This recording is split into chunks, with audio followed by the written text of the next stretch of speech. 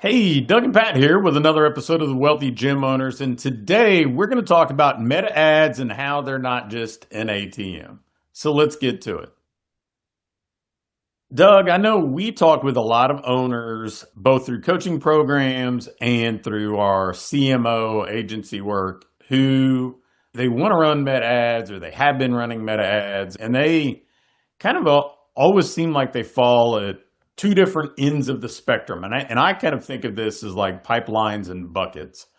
But, one end of the spectrum, they're like, hey, I want to kind of build this machine of generating leads and I'm going to follow up with them. And I want this thing to be this evergreen tool that is a driver for me to grow my business. And then at the other end, it's like buckets. Hey, I just want to dip into the market and catch the people who are ready today. And that's the way that I want advertising to work. Now, obviously, for the most part, it doesn't really work like the latter. But I wanted to talk about this in a practical sense today and kind of what actually does work, some ideas to avoid. So anybody, whether they're running their own ads or employing an agency, has realistic expectations and also is set up in a way that advertising is a win for them. So Yeah. go ahead and get us rolling. I think the first thing I would share is they still work. Like, it's not, I don't want to come across as, and that's certainly not our intent, is like, you shouldn't be using meta ads. I just think how we use them has evolved and changed and expectations have changed. But I don't know if I can say 100%, but probably 90, 95% of our clients that are doing over 40K a month, 30K a month use meta ads as one of their primary lead generators. And not to say that you shouldn't be using it if you're less than that. That's part of what got them to that revenue threshold. But almost every gym owner I know that is growing at a healthy clip is using meta ads as one of their primary lead generators. So it's not to say that they don't work. It's to say that we just have to kind of maybe realign expectations with how they're used nowadays. Yeah, I think that just from the way that I understood advertising from the beginning, my expectations were very much that advertising was kind of the long game. And I've talked about it many times over. I kind of cut my teeth with thinking about marketing, coaching college baseball. You don't go watch a kid at a game the first time and hand them a letter of intent, right? Like there's a follow-up process. You get to know if they're a fit, you get them on campus. And it really looks a lot like how we would approach getting a new client in the gym, right? We get a lead, we follow up with them, we get them in for a consult or a trial, and then we move them into becoming a long-term member. And between that and kind of the way that I learned advertising, a lot of what I studied early on was like radio advertising, which is very much, it's interruption marketing. It's a commercial. It is not what you're listening to the radio for, whether you're listening to music or talk radio. But radio ads are based on reach and frequency, right? You have to see it or hear it with some frequency before you've probably heard enough of it to feel like, wait a minute, I understand this. I want to learn more. And even though they almost always have a call to action, right? If you listen to radio spots, they're pretty good about that. But that's not what the consumer is there for. They're there for the content. And that's the way that meta works. And so I guess that's the way that I've always thought of this. And that's why historically, I would say that 95% of my success with meta ads has come with books as lead magnets to start a relationship with somebody. And then there's this follow-up process to do the whole know, like, trust thing with offers along the way. Because when you meet somebody, it doesn't mean that everybody's at the same stage in their journey. Some people may be a whole lot closer to making a buying decision. Some people may not even be thinking about a buying decision.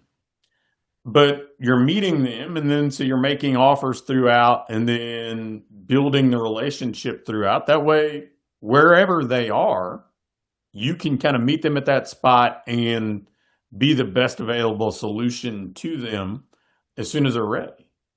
Yeah, for sure. And I think that's probably the first kind of rule I would want to go in if I'm running meta ads with is this is not like an on-off thing. It's whether it's 20 bucks a day or 100 bucks a day, we got to commit to doing something. Now you may have to change the offer, the creative, the copy, like the things might need to change, but the strategy of meta ads, just like sending emails, just like any other marketing strategy that works, it's got to be done year round. It's not a I'm going to turn it on for a month, go capture some clients, and then turn it off. It's got to be done year round. And so I would go into that with the expectation that, like I said, whether it's 20 bucks a day or ramping up from there, what am I willing to commit to? And knowing that it is, you can read different stats, whether it's 80%, 90%. The far majority of people that opt in for something are not ready to buy now, right? They're just interested. And so I think realigning expectations that so much focus of the meta ads conversation is like the leads aren't as quality. And although that is partially true, you're comparing that to higher intent leads. So you're comparing that to the person that went and searched you on Google and pulled up your website and filled out your website form. Of course, those leads are going to convert more, just like a referral is going to convert more, just like a reactivation or reconnection is going to convert more. It's the interruption-based stuff you talked about. That doesn't mean they're still not quality leads. It just means that a percentage of them may buy this month, but the far majority of them are not going to buy this month. And that's why we do it year round, because the nice thing is you pick your head up 6 months from now and you've been running meta ads. Now you've had 6 months of leads that a percentage of those that inquired 6 months ago, maybe 5 of them are interested this month. And so you kind of now have built this snowball or this flywheel, depending upon how you want to think about it, where it's not even the leads that are coming in this month that are necessarily converting. It's past leads that you've kind of nurtured over the last couple of months. Yeah, I think about this. I try to always put myself in the shoes of a consumer, even if it's not the exact same industry. And sometimes it's better because if it's maybe an industry you're not as much of an expert in, well, the people that we're selling to aren't experts in ours. And so recently, I've kind of been in the market for a car, like a car for our younger son. And obviously, if I show up at a car lot, I'm a much higher intent lead than if somebody was just marketing car sales and I'm scrolling Facebook and I happen to see, well, hey, there's this car for sale. I'm scrolling Facebook. I'm not ready to pull out my wallet and purchase a car midst scroll there. But that also brings me to the point when you hear people that have this expectation, they're like, well, some people get a bunch of buyers off Facebook. Like the way that historically commercials and interruption-based advertising have gotten more quote unquote action takers is casting a really wide net with a really low barrier kind of broad based offer, because they know they're dealing with people who are not high intent. They are dealing with a much bigger cross section. It would kind of be like, well, sure, somebody could stop my scroll if they said we're giving away a car, enter to win, right? But that doesn't mean that I'm ready to buy a car. It means that I would like a car for free. And if we think back to the lose 20 and 6 challenge and why ads for that work so well, well, sure. If you told me I could lose 20 pounds and I could do it for free instead of anything else, well, that's a scroll stopper, and that probably gets me to walk through the door. And that's where that kind of bait and switch stuff happened and everything that was going on there. But I think that our expectations have to be built around the platform, the way that people interact with the platform, the type of person that is most likely to be on that platform. And I think you talked about it. Yeah, they're going to be at varied stages of the journey. And on the platform, if we want to get a decent volume of leads, we want people who are just maybe daydreaming about getting a certain outcome and they're not really in the market to shop for that outcome. And we want to get the people who are mid search because they know that now's the time. And I thought that you explained this really well. Like, man, I want to get the person who's 6 months out because if I get a bigger attention share over the next 6 months than the competitor does, I have a much higher likelihood that when they are ready to buy 6 months later of getting that person because they opted in. I followed up with them. They've seen social proof. They've seen some videos behind the scenes of what we do. So now they're informed about us. They've got some buy-in instead of just seeing this other gym for the first time running their front-end offer. Yeah. Yeah. And that's where I think, the consistency helps. And, as far as, what we're seeing working, it is a mix of making sure that not everything that the viewer sees is a direct ask to join a program, meaning they may see things like video testimonials and social proof where they're just sharing stories. And maybe there's a soft call to action like the learn more button and it takes them to your website. So now if they are a little bit closer to ready, they can go explore your website. I know our Project 500 coach and fellow client Colin, he's like famous for his info packet, which is essentially a PDF of social proof and a little bit about, who you help and how you help them. And they can just inquire to grab that. And that's somebody that's still in that exploratory phase, but they're more interested than the person that is just being interrupted on Facebook. And so running your ads to a combination of things, not just join our 28-day program, I think is a step in the right direction. The other thing that we see working really well is the user-generated content versus, and I think that's where a lot of agencies maybe don't get people don't get the results they would like with certain agencies is because they're using extremely AI-generated content, and most of us operate in small markets. And when I say small markets, I mean your clients know other people in town, and other people in town know the people that go to your gym.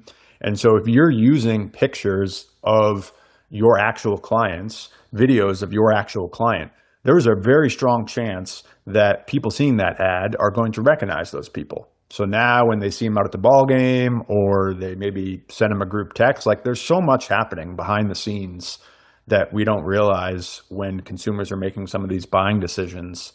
Like I'm going to text the person that I saw in that video testimonial, hey, I happened to see your video testimonial. Tell me more about that place. And now that person goes to your website and fills out your website form, but really it was the meta ad of the video testimonial that got them there. And so realizing that, the user-generated content super helpful, making sure we're not getting everything is not a direct ask. And then, I've said this in a couple episodes here, but I just think it's such a big deal nowadays is making sure that our part of the poor quality of meta ads, the bad rap that it gets is because our messaging is too broad and we're trying to attract everybody. And so you get this wide swath of people that are interested rather than really calling out the specific avatar that you want to work with and the specific pain points that they're struggling with, the things that are keeping them up at night, the thoughts they're having in their head. If I read that, I want it to be very clear, like that is me or that's not me. There's no like in between. And that doesn't mean I'm ready to buy right now, but that is me. So now I think that's something that has helped us quite a bit with the quality of our meta leads is the targeting. And when I say targeting, I don't just mean, the settings and meta. I mean the messaging being aligned with who you want to work with. Yeah, the only other thing that I would mention with meta ads too is we operate in such a different landscape now that I mean, I know we've used the example of having a client that they turned them off and the other lead sources dried up, right? Like people don't buy in a linear fashion. And there's not this common direct path. I know when I've looked around at various things, various purchases, I'll go to a website, I'll see an ad, I'll go to a social media page, I'll probably get on Amazon and see if it's sold there and see if there are reviews. And I could do all of this from my phone, right? So your ads are a piece of a larger puzzle. And as long as we are profitable in our client acquisition costs, I think that's the magic here. It's not linear attribution that maybe we wanted in the past. It was probably easier to get in the past, but it's still, I mean, I've told the story many times over that when we used to try to attribute leads to certain sources, I'd have people tell me that they came from a billboard that we never had, like a billboard on a highway that we never had a billboard because they had heard about us. Maybe they saw a billboard, they couldn't remember where or whatever else. And so I think putting too much weight on direct attribution is kind of a fool's game at this point. It's more of, are we getting a return on the investments we're making?